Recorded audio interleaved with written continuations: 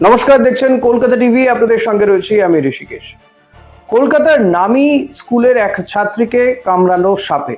হ্যাঁ, ঠিকই শুনছেন, শহর কলকাতার একটি নামী বড়সড় স্কুলে এমনই এক ঘটনা ঘটেছে। তাও স্কুল কর্তৃপক্ষ নাকি কিছুই জানতে পারেনি প্রথমে। ছাত্রী বাড়ি যাওয়ার পরে গোটা বিষয়টি সামনে আসে। ওই ছাত্রী ক্লাস 3-তে পড়ে এবং তার পায়ে সাপে কামড়েছে। যদিও সহপাঠীরা বলেছিল স্কুলে নাকি অ্যানাকোন্ডা দেখা গিয়েছে, কিন্তু আসল কি ঘটেছিল? তৃতীয় শ্রেণীর ওই ছাত্রী সে গিয়েছিল বাথরুমে এবং শৌচালয়ে গিয়ে তার কিছু একটা পড়ে যায় বলে মনে হয় এবং জানা যায় যে তার আই কার্ডটি পড়ে গিয়েছিল। সেটা তুলতে গিয়ে তাকে তখন সাপে কামড়ায়। যদিও ছাত্রীটি কিছুই বুঝতে পারেনি। সে তার সহপাঠীদেরকে দেখায়, তারা স্কুলের শিক্ষিকাদের জানিয়েও ছিল, কিন্তু শিক্ষিকারা খুব বেশি এটাকে গুরুত্বই দেয়নি। এরপরে ছাত্রী বাড়িতে ফিরে যায়।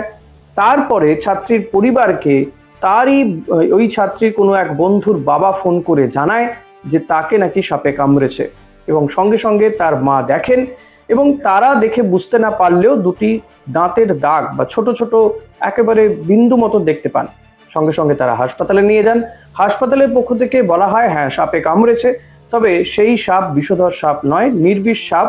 কিন্তু ওই ছাত্রীকে 1-2 দিন তারা পর্যবেক্ষণে রাখতে চান, তারপরে তাকে ছেড়ে দেওয়া হবে।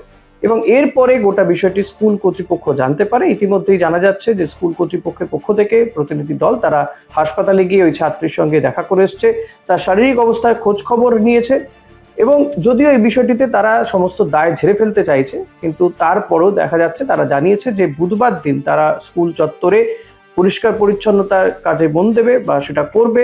যদিও তারা বলছে যে কোথাও কোনো ঝোপঝাড় নেই, সাপ এলো কোথা থেকে, এটা নিয়ে তারাও একটু আশ্চর্য হয়ে পড়েছে। কিন্তু তারা এই মুহূর্তে এই বিষয়টিকে অতটা গুরুত্ব না দিলেও তারা যাতে আগামী দিনে আর এই ধরনের ঘটনা না ঘটে সেদিকে নজর দিচ্ছে বলে জানা যাচ্ছে। এখন এই পর্যন্তই। দেখতে থাকুন কলকাতা টিভি রাত দিন 7।